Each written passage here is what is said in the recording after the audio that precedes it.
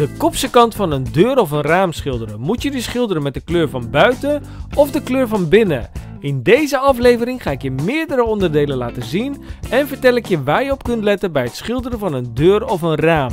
Wil je deze veel voorkomende fout niet maken? Blijf dan zeker kijken.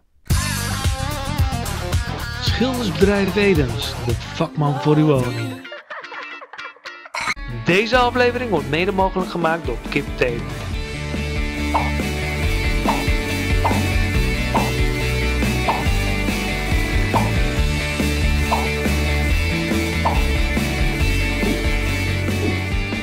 Kip, echt aan kwaliteit. Dit raam gaat naar buiten toe open. Je kunt de kopse kant schilderen met de kleur van binnen. Als de scharnieren al vies zijn, dan kun je eventueel kiezen om de scharnieren mee te schilderen. En ook hier zien we een gelijkwaardige raam die naar buiten toe open gaat. Hier zit alleen een rubber in, maar de kopse kant kan je meeschilderen met de binnenkant. Nou, bij dit gedeelte, bij een deur, als je aan de binnenkant staat, hoort dit voor de binnenkant. En dan doe je die dus ook mee aan de binnenkant, bij de binnenkant van de deur. Maar bij dit gedeelte, wat dus eigenlijk ook weer grijs zou worden als je vanaf deze kant de deur open zou doen, dus dan kijk je hier tegenaan, dan zou je dit grijs moeten doen. Alleen in dit geval doen we dat kleine randje, die blijft dan weer wit voor de binnenkant. En zo hoef je dus alleen in dit gedeelte voor het grijze gedeelte mee te doen. Bij de volgende ramen hebben we te maken met twee ramen die naar buiten toe draaien en in elkaar vallen. De bovenkant, onderkant en deze voorkant worden gedaan met de kleur van buiten. Dit keer wordt de buitenkant geschilderd. Dit gedeelte wordt gedaan van de bovenkant. En van de voorkant doen we ook dit gedeelte. Van het andere deel doen we alleen dit gedeelte aan de bovenkant. En aan de voorkant doen we alleen dit gedeelte. Dit stukje wordt gedaan met de kleur van binnen. Als het raam dicht zou zitten, zou je namelijk dat stukje nog aan de binnenkant zien. Hey, en als we elkaar nog niet kennen, mijn naam is John Edens en via mijn kanaal ontvang je hele leuke schildertips, zodat jij als doe-het-zelver het zelf kan schilderen. Dus ben je nog geen abonnee? Abonneer je dan zo snel mogelijk op mijn kanaal en druk even op dat belletje, zodat je geen schildertip hoeft te missen. Ik ben hier een deur aan de buitenkant aan het schilderen, maar de deur draait naar binnen toe. Daarom zal deze zijde met de kleur van de binnenkant worden geschilderd.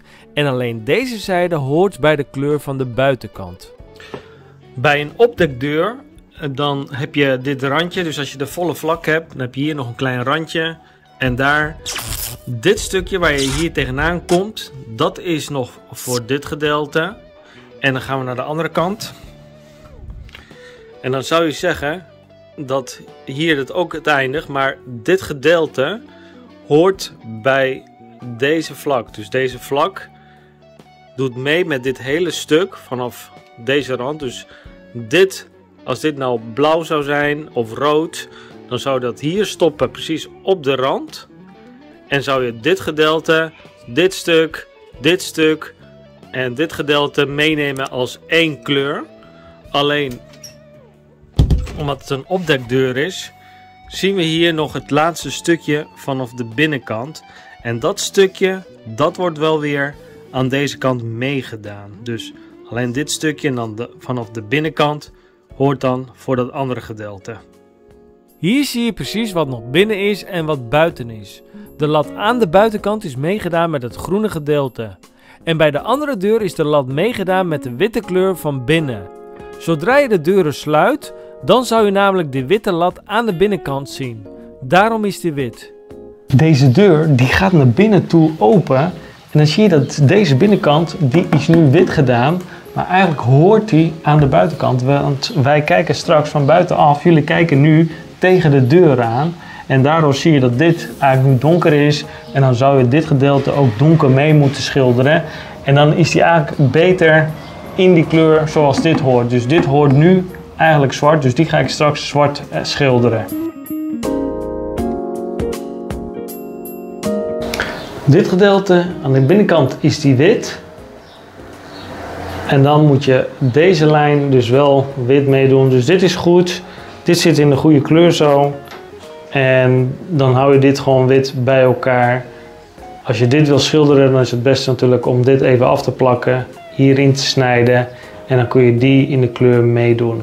Mijn klant dacht dat dit aan de buitenkant hoorde en daarom hebben ze dit niet meegeschilderd.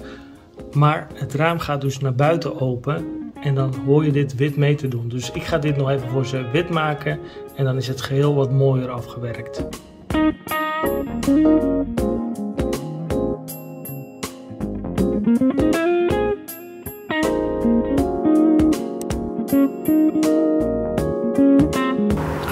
Dit gedeelte hoort nu aan de buitenkant. Je ziet hem ook zwart, loopt dat door. En ook al denk je, het is maar een klein stukje, ja, je zult dit toch moeten schilderen. Maar dan pak je dit gedeelte, wordt dan zwart en dan de binnenkant blijft dan wit. Om dit goed te schilderen is het misschien beter dat je dan dit gedeelte afplakt. En hoe je dat doet, ga ik je even laten zien. Je kunt daarvoor de KIP 3308 gebruiken of de 3373. Beide zijn eigenlijk hetzelfde, alleen de groene bevat wat meer vezels, waardoor die wat sterker is. Ik heb in dit geval de ramen afgeplakt met de KIP 3308 en die tape die laat geen lijmresten achter. En op die manier kun je de tape heel lang laten zitten totdat je klus klaar is en dan pas daarna haal je het eraf. En ook de binnenkanten van de scharnieren heb ik afgeplakt samen met het slot. En op die manier hou je alles netjes schoon. Je kunt het beplakken op meerdere manieren. Je kunt de smallere tape pakken, die past er precies in. Het enige nadeel wat je hebt is dat je aan twee kanten moet kijken dat je precies gelijk loopt. En zoals je ziet vraagt dat even wat tijd van je, maar hij zit gelijk goed. Zo kun je het doen. Of je kunt het anders doen. Je kunt de bredere tape pakken. En die kan je ook aan één kant begeleiden. Dat zeggen mensen wel eens van, waarom begeleid je hem niet aan één kant? Maar de werkzaamheden om dit steeds op de rand te houden vraagt veel meer tijd, vind ik zelf. Dan als jij gewoon deze in één keer over het midden heen plakt. Die indrukt en dan die lossnijdt. Dus het maakt niet uit hoe je het doet, maar wat ik wel doe aan het begin is even een rolletje maken. Deze hier indrukken, zodat het slot vast blijft zitten. Kijk, en als je die doet, blijft het gewoon vastzitten. En dan kun je hier je tape overheen plakken.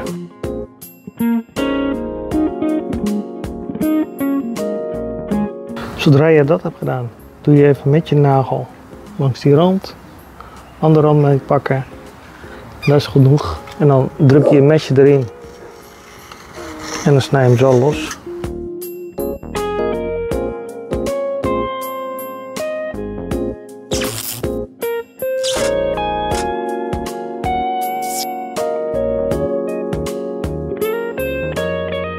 En wil je nou dit soort scharnieren afplakken, dan laat ik je even zien ook hoe je deze twee verschillende scharnieren kunt afplakken.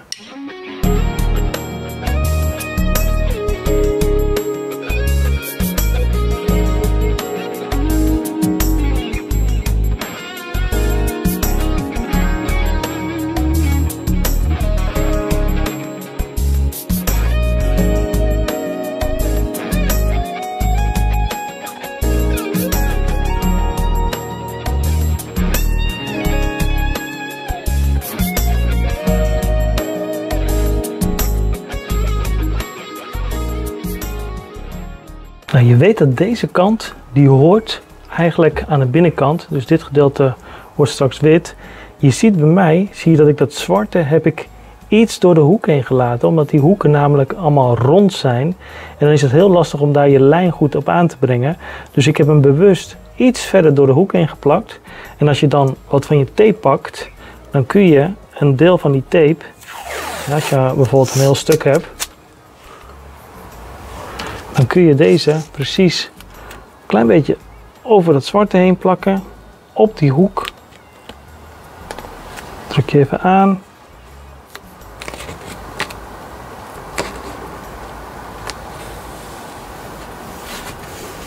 En dan kun je daarna dat witte schilderen, als je met de deur gaat schilderen. En dan heb je hier gewoon een hele mooie scherpe lijn waar je twee kleuren naast elkaar hebt.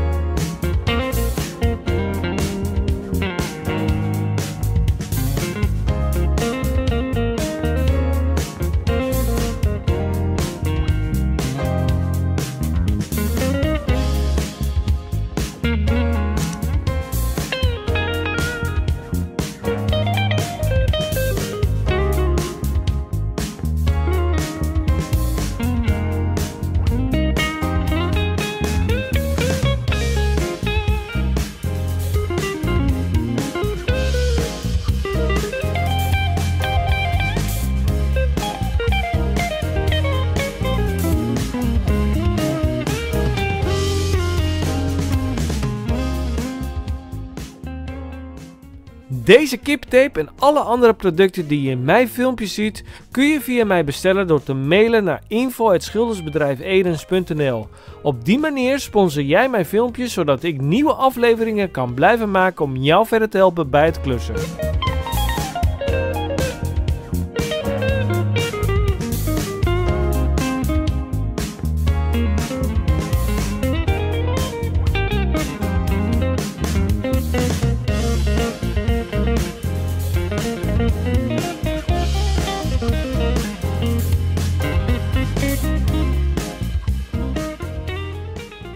De volgende truc moet je echt toepassen. Ik heb de zwarte kleur iets door de hoek heen gedaan. Mijn klant kan dan een mooiere rechte lijn maken als hij straks de deur aan de binnenkant gaat schilderen. Maar de hoek is nog nat. Gebruik daarom de kip 3308 om de tochtstrip van het kozijn af te plakken. In de rubber zitten namelijk weekmakers en hierdoor gaat de deur vastplakken. De tape zal dit voorkomen en hou je de rubbers mooi schoon.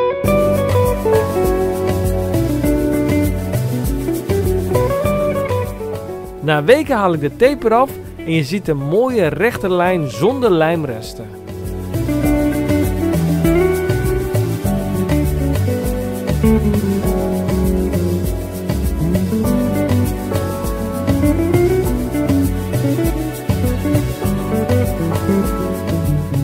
Kijk, hier heb je een typisch voorbeeld waarom je de ene kant binnen hoort en de andere kant buiten. Als je hem nou openzet, kijk je dus nu hier tegenaan. Hoort dat aan de binnenkant. Die andere drie horen dan aan de buitenkant. Maar het is heel belangrijk om te beseffen van waarom is dat dan zo. Als je nou 3 hoog zit, zoals hier is een vrij hoogte, deze zit op 3 hoog.